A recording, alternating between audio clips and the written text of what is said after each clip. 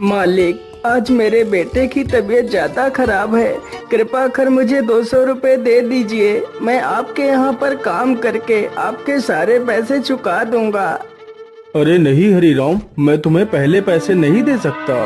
यदि पहले पैसे चाहिए तो तुम्हें मेरे पास कुछ गिरवी रखना पड़ेगा। लेकिन मालिक, मेरे पास तो कुछ भी नहीं है जो मैं तुम्हारे पास कुछ गिरवी रखूं। नहीं हरीराम, तुम्हारे पास तुम्हारा खेत तो है। तुम उस खेत को मेरे पास गिरवी रख दो। जब तुम मेरे पैसे वापस कर दोगे तब मैं तुम्हारा खेत तुम्हें लौटा दूंगा। ठीक है मालिक, आप मेरे खेत को गिरवी रख लीजिए। कृपा कर मुझे पैसे जल्दी दे दीजिए। फिर वह सेठ हरीराम को पैसे दे देता है। पैसे लेकर हरीराम वहाँ से चला जाता है। सेठ गणपति राम बहुत ही कुटिल था, मानो उसका हृदय पत्थर के समान हो, जो लोगों की मजबूरियों का फायदा उठाता था। उसके पास काफी सारे लोग काम करते थे। उसी गांव में एक मोहन नाम का लड़का रहता था, जो बहुत ही मेहनती था। उसके पास एक छोटा सा खेत था।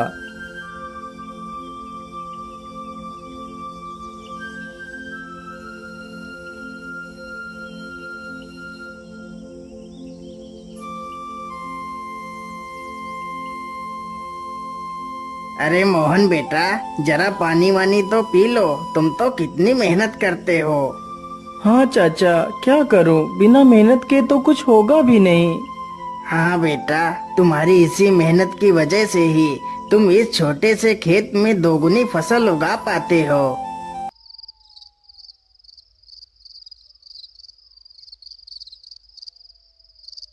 मोहन अपने बूढ़े माता पिता के साथ ही रहता था। मोहन के पिता की तबीयत हमेशा खराब ही रहती थी। घर की सारी जिम्मेदारियां मोहन के कंधों पर ही थी। पिताजी, आज तो आपकी दवाई खत्म हो गई है। कोई बात नहीं बेटा, तुम कल मेरे लिए दवाई ले आना।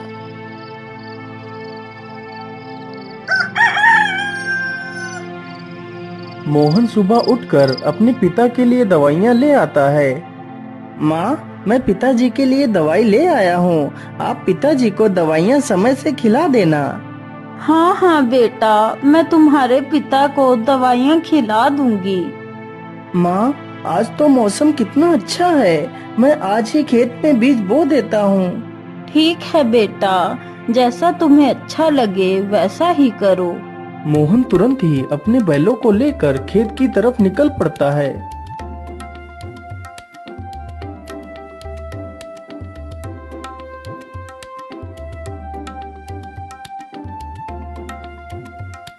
हर्र, चल चल चल चल चल, आज हमें इस खेत को जोतना है और इसमें बीज बोना है। मोहन कुछ ही देर में सारा खेत जोत देता है और बीज बो देता है।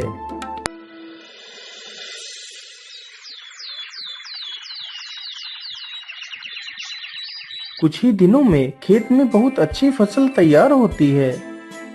अरे मोहन भाई, हर बार की तरह इस बार भी आपके खेत में कितनी अच्छी फसल तैयार हुई है। हाँ मदन भैया, यह सब ऊपर वाले का ही आशीर्वाद है, जो हर बार मेरे खेत में इतनी अच्छी फसल होती है। वे दोनों आपस में बात कर ही रहे थे कि तभी काले बादल छा जाते हैं।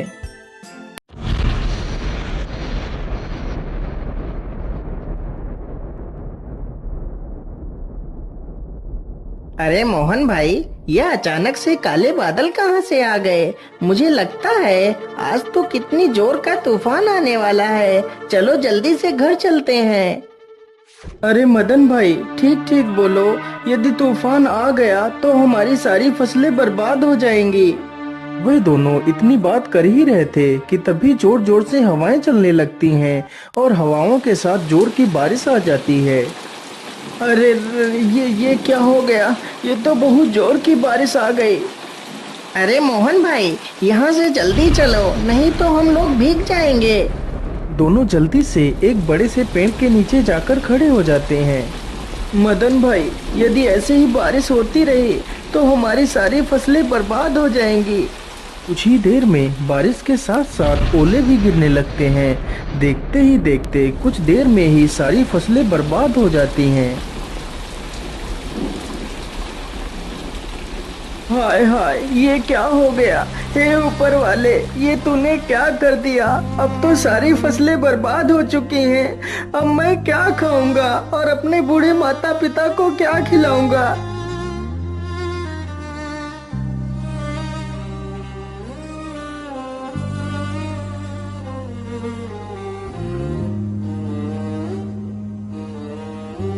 बेटा, तुम चिंता मत करो, ईश्वर पर भरोसा रखो, सब कुछ ठीक हो जाएगा।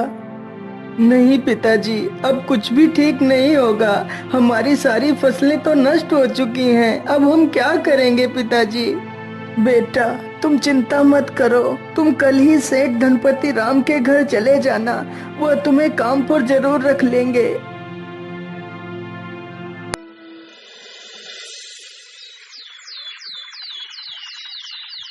अगले ही दिन मोहन सेठ धनपति राम के पास जाता है।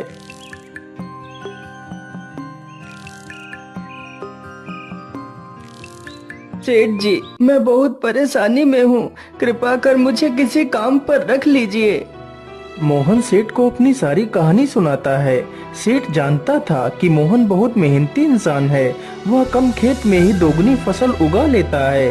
यदि वह मोहन को काम पर रख लेगा तो उसे दोगुना फायदा होगा। लेकिन सेठ उसकी मजबूरी का फायदा उठाना चाहता था। हाँ हाँ मोहन, मैं तुम्हें काम पर तो रख लेता, लेकिन मेरे पास अभी तुम्हारे लिए कोई काम नहीं है।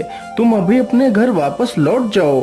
जब मेरे पास काम होगा तो मैं तुम्हें बुला लूंगा। नहीं नहीं सेठ जी, आप तो मेरी मजबूरी जानते हैं। यदि मुझे काम नहीं मिला तो मेरे माता पिता भूखों मर जाएंगे। मुझ पर तरस खाइए सेठ जी, मुझे काम पर रख लीजिए। अरे वाह वाह, जैसा मैंने सोचा था बिल्कुल वैसा ही हो रहा है। यही अच्छा मौका है इससे कम पैसे में ज्यादा काम करवाने का। अच्छा अच्छा, ठीक है, मैं तुम्हें काम पर तो रख सकता हूँ, लेकिन मैं वैसे तो सारे मजदूरों को 300 रुपए देता हूँ, लेकिन मैं तुम्हें सिर्फ 200 रुपए दूंगा। यदि मंजूर है तो बोलो। हे भगवान, क्या करूं।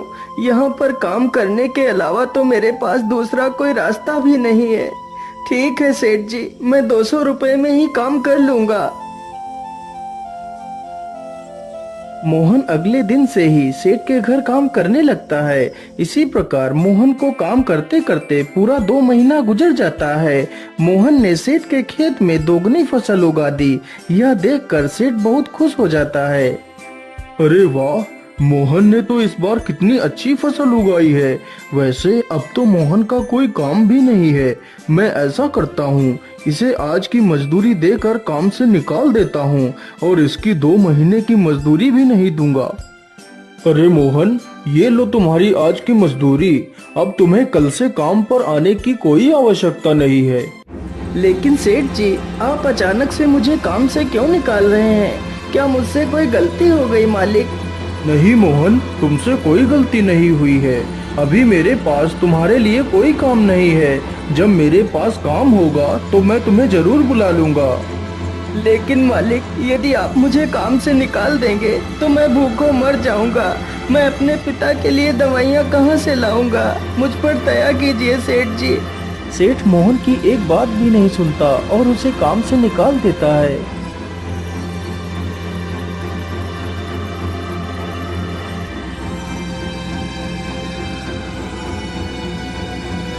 अरे बेटा, आज तुम खाली हाथ ही आए हो।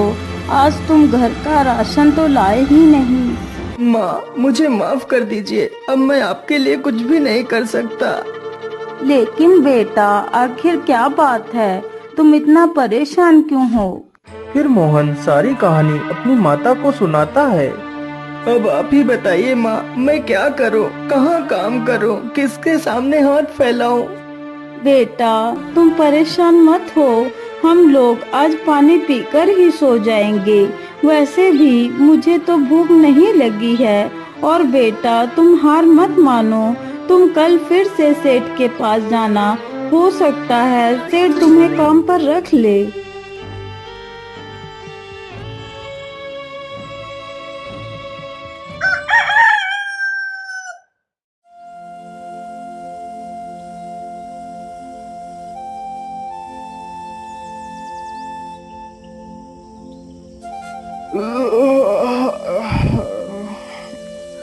अरे सेठानी जी, आप मेरे लिए नाश्ता तैयार रखना, मैं जरा खेतों की तरफ से घूम कर आता हूँ।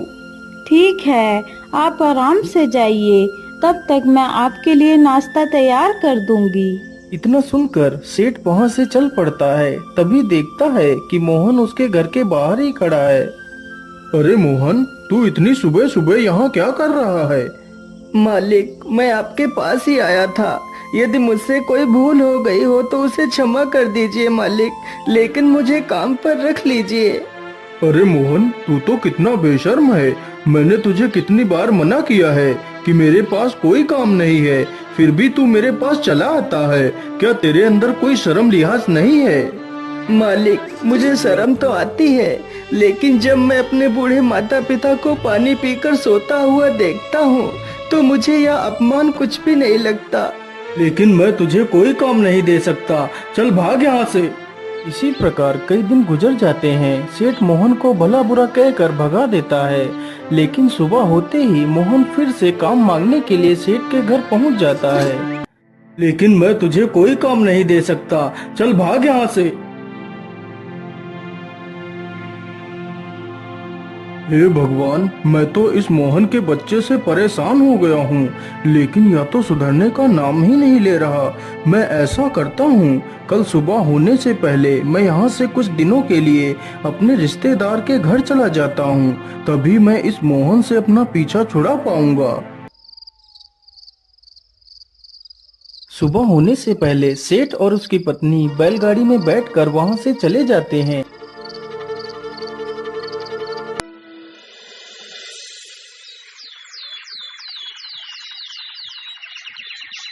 उधर मोहन रोज की तरह फिर से सेठ के घर आता है तो देखता है, अरे ये क्या, आज तो सेठ के घर ताला लगा हुआ है। इसका मतलब सेठ जी कहीं बाहर गए हैं।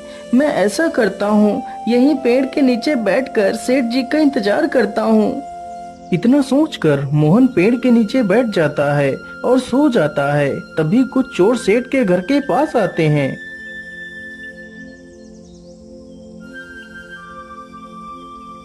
अरे लल्लन, आज तो यह दुष्ट सेठ है भी नहीं। आज अच्छा मौका है, चलो आज इस सेठ की सारी तिजोरी खाली कर देते हैं। चोर जल्दी से एक पत्थर उठाता है और ताले को तोड़ने लगता है।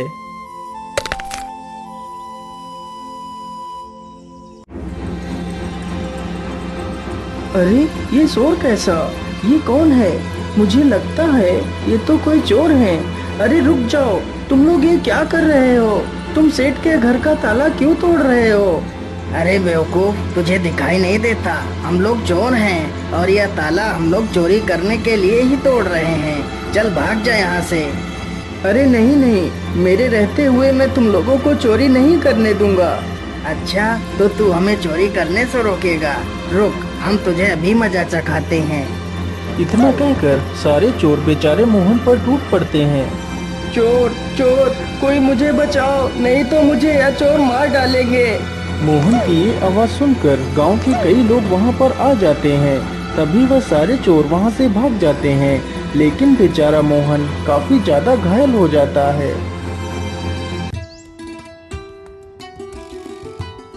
अरे सेठानी जी, अब तो हमें यहाँ पर कई दिन गुजर चुके हैं, चलो अब हमें घर वापस चलना चाहिए। इतना सोचकर सेठ और सेठानी दोनों अपने घर के लिए निकल पड़ते हैं।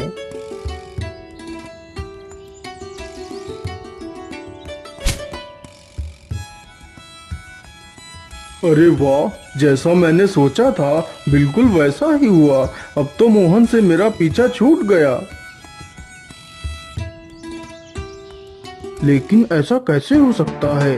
मोहन आज भी नहीं आया। मोहन इतनी जल्दी हार मानने वालों में से नहीं है।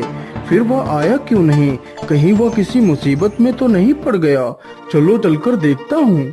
इतना सोचकर सेठ गांव की तरफ निकल जाता है। अरे मदन भाई, मोहन कहीं दिखाई नहीं दे रहा, वह कहाँ गया है? अरे सेठ जी, मैं तुम्हें क्या बताऊं, आप तो बर्बाद होने से बाल बाल बच गए। क्या मतलब? मैं कुछ समझा नहीं, तुम क्या कहना चाहते हो? फिर मदन सारी कहानी सेठ को सुनाता है। ये सुनकर सेठ के पैरों तले जमीन खिसक जाती है। सेठ जी, मोहन बहुत नेक दिल इंसान है। उसने आज तक किसी का बुरा नहीं किया है। कृपा कर आप उसे अपने पास रख लीजिए। नहीं मदन, मुझसे बहुत बड़ी गलती हो गई है। मुझे जल्दी से मोहन के घर ले चलो। सेठ जैसे ही मोहन के घर पहुंचता है तो देखता है मोहन घायल अवस्था में चारपाई पर पड़ा है। मोहन, मुझे माफ कर दो, मैंने तुम्हें बहुत तकलीफ दी। जिस इंसान को मुझे अपने गले लगाना चाहिए था, मैंने उसे ही तकलीफ दी। हो सके तो मुझे माफ कर देना मोहन। नहीं सेठ जी, आप माफी क्यों मांग रहे हैं? ये तो मेरा फर्ज था। मोहन, तुम कल से मेरे पास आ जाना, मैं तुम्हें अपना विशेष अधिकारी बनाऊंगा। फिर सेठ तुरंत ही मोहन की माँ को 500 रुपए दे देता है और अगले ही दिन से सेठ मोहन को अपना विशेष अधिकारी बना लेता है।